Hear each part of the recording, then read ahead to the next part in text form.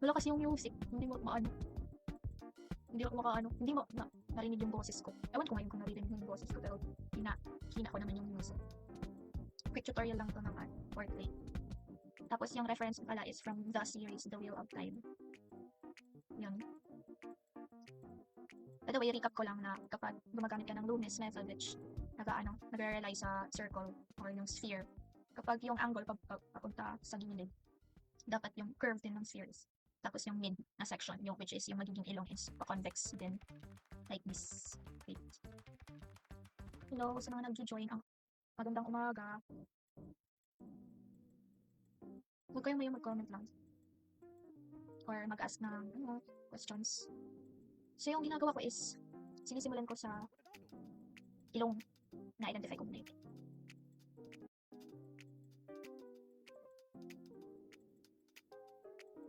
Ganyan.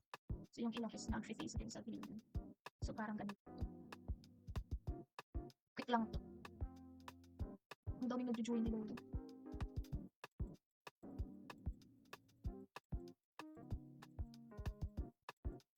Disclaimer lang, hindi po ako professional artist, parang hobby ko lang to or passion. Kaya medyo may pagka-amateur. Ganyan. Tapos, imbis na i-section ko, gumagamit na ako diretso ng circle size.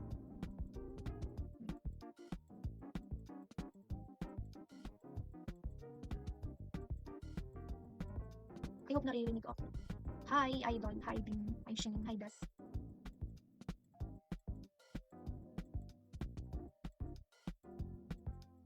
Nasabi ko na ba na yung reference ko galing sa series na The Wheel of Time? Sana nasabi ko. Galing to sa series na The Wheel of Time. Yung name ng character is Moiraine.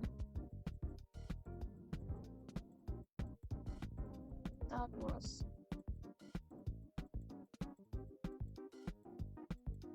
yung sinusunod ko is yung lips. Pwede din English. Pwede kahit saan ka magsimula. Pero gusto ko lang magsimula sa lips. Mamaya pwede naman to i-correct kasi draft pa lang to. Applicable din siya sa ganito rin ako mag-sketch kung tradition to. Hindi siya perfect pero hindi naman talaga maging perfect kahit anong gawin. Dapat makailang ulitin mo.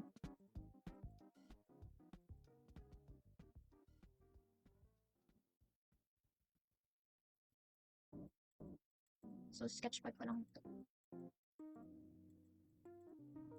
Hello sa mga 144 na nanonood.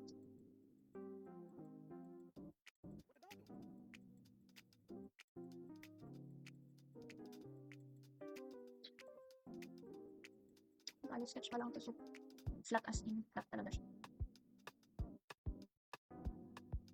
Ganito ako mag-sketch pa.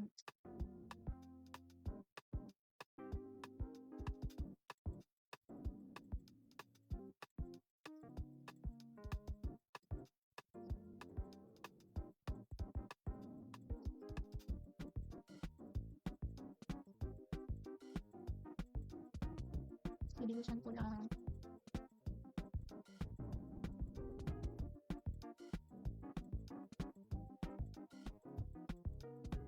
O diba, pangit no? Ganyan talaga ako mag-sketch. Promise, trust the process.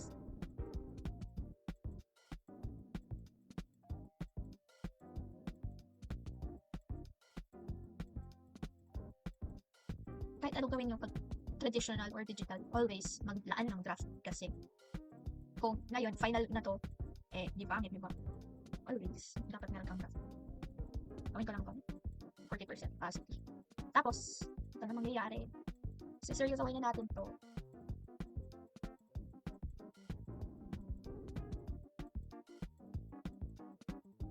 Linisin ko lang kasi wala na akong load, to be honest. Feel ko hindi na nga aabot yung load ko sa live. Kasi na yung delete. Nag-notify yun.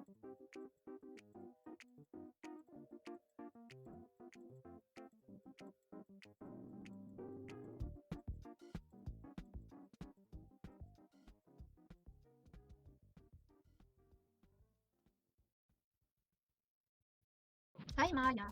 Hi Shane. Hi Irish. Hi Sick Boy Chudo. Hi Nen. Ma'am. So yung eyes is medyo lower.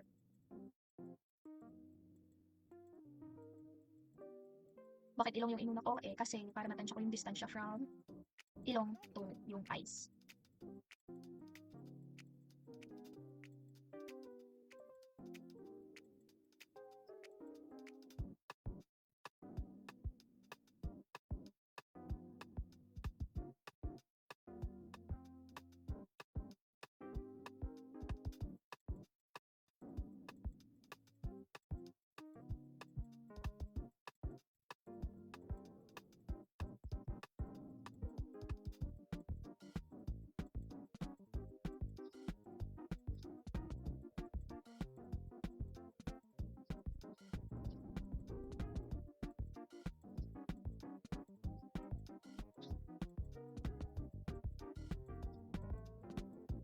Di ba sabi ko sa inyo, process.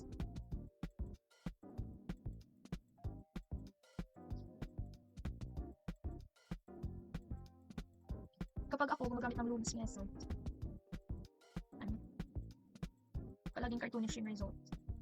Hindi realistic. It's sa experience ko yun.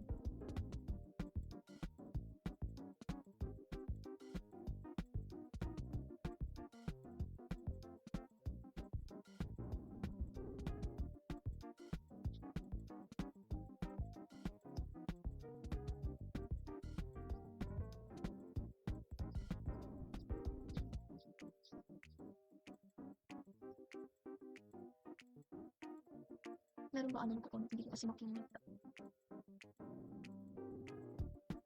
Wala akong makikita ng answer. Sadyang wala talaga. Ouch!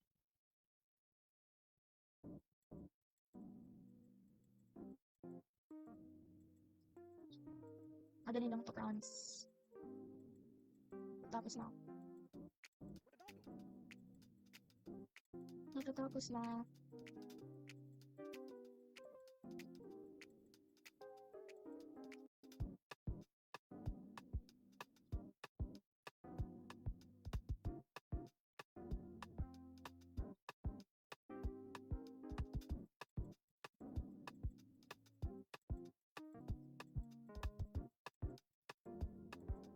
Ouch! Ang sakit.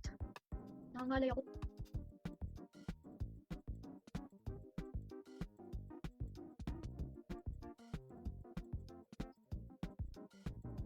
Hello po, sa mga nagchuchong.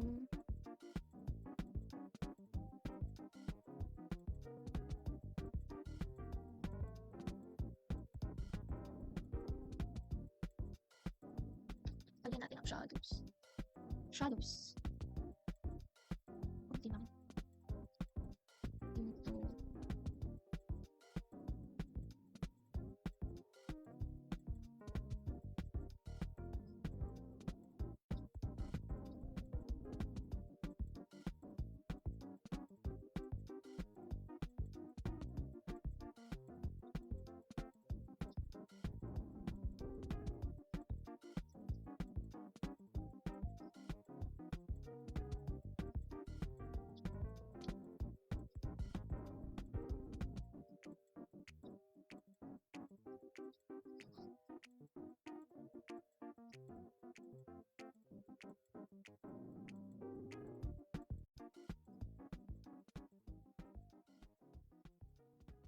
Tapos maglagay tayo ng white. Violet. Violet.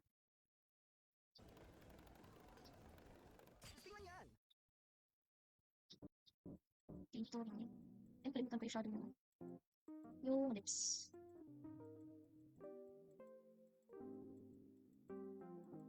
Bakit ng saturation.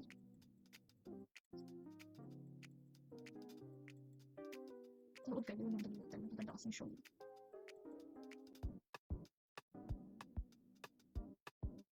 Tatapos na ako. Yay.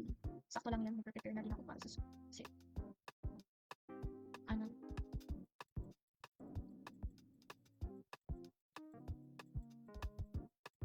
Yan. Okay na, diba? Sabi ko sa'yo, trust the process lang. Kahit mag-enter ng ugly stage.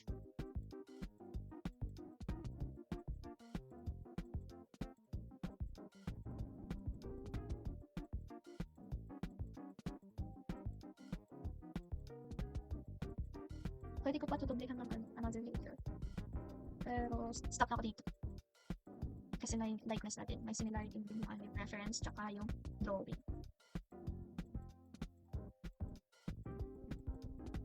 So, ganyan yung style ko kapag pag nag-sketch ako or nag-draw ng portrait sa ganitong angle. Yun.